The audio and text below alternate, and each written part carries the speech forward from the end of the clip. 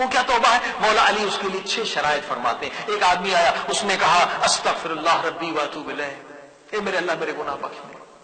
مولا علی نے کہا یہ توبہ حقیقی نہیں، یہ بھی توبہ ہے مگر اس کا درجہ کم. مولا کیسے توبہ کروں؟ فرمایا توبہ یہ ہے کہ جس گناہ سے توبہ کرو پھر وہ گناہ نہ کرو. اور یہ خود حدیث میں ہے کہ اگر آپ یہ جاننا چاہیں کہ میری توبہ قبول ہوئی یا نہیں، اگر وہ گناہ دوبارہ نہیں کر رہے ہیں تو یقین جانے آپ کی توبہ قبول ہوگی. اب یہ ہمارے لیے نہیں، عارفوں کے لیے شرط ہے، سب سے بلند شرط ہے. مثلا ہم اگر گناہ کرتے ہیں پھر توبہ کرتے ہیں وہ توبہ بھی صحیح ہے، پھر دوبارہ گناہ کرتے توبہ وہ بھی توبہ صحیح ہے. یہ نہیں کہ وہ توبہ غلط ہے، مگر عارفوں کی توبہ اور ہے. کیونکہ ایسا نہیں ہو کہ شیطان ہمیں بھٹکائے کہ بھی ہم گناہ کریں گے فائدہ کیا، پھر وہ گناہ توبہ کریں گے فائدہ کیا، پھر گناہ کر کے توبہ توڑ دیں گے. نہیں نہیں، یہ شیطان کے دھوکے میں انسان نہ آئے، بلکہ شیطان کو کہے کہ ممکن ہے میں آج توبہ کروں اور آج ہی میں مر جاؤں، سیدھا جنت میں چلا جاؤں.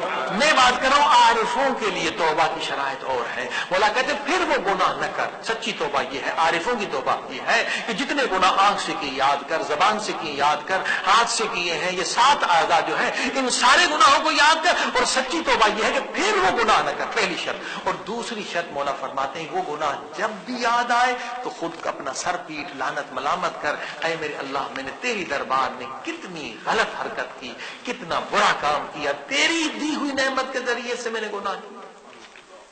تو نے آنکھ دی میں نے آنکھ سے گناہ کیا، تو نے زبان دی میں نے زبان سے گناہ کیا، تو نے ہاتھ دیا میں نے ہاتھ سے، میں کتنا تیرا نمک ناشناس بندہ. یہ سچی توبہ یہ ہے کہ جب گناہ یاد آئے لعنت ملامت کر، گریا کر، سر پیٹ. اور پھر مولا فرماتے سچی توبہ یہ ہے کہ اگر نماز تیری قضا ہے تو یہ زبان سے توبہ کرنے سے وہ نماز تو نہیں، ان نمازوں کو ادا کر.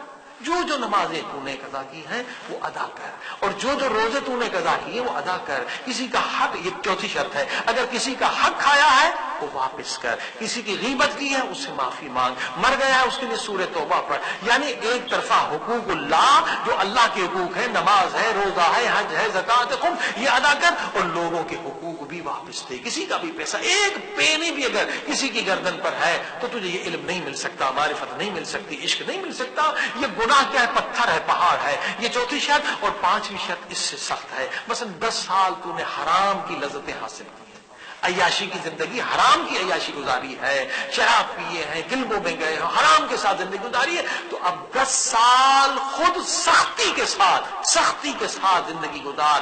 فاقوں میں رہ، روزے میں رہ، سخت سے سخت ترین جو زندگی ہو سکتی ہے، یعنی خود اپنا حساب کر لے. حاسبوا قبل ان تحاسبوا، اس سے پہلے کہ فرشتے عذاب تیرا حساب کر لیں، خود کو سزا دے دے، مگر شریعت کے اندر، شریعت کے دائرے میں رہ کر خود کو سزا دے دے کہ 10 سال میں نے بہت حرام کھایا، اب فاقوں سے رہوں، خود کو سختی کروں.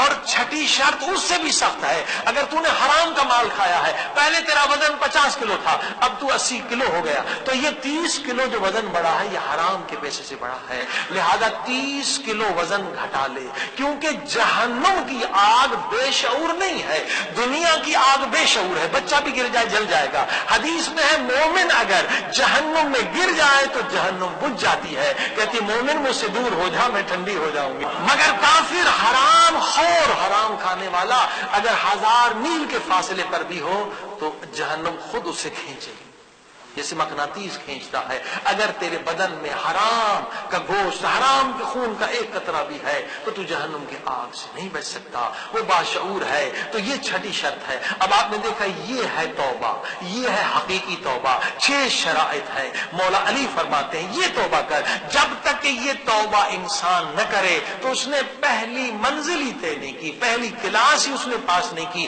تو آگے علم عرفان اسے کیا ملے گا؟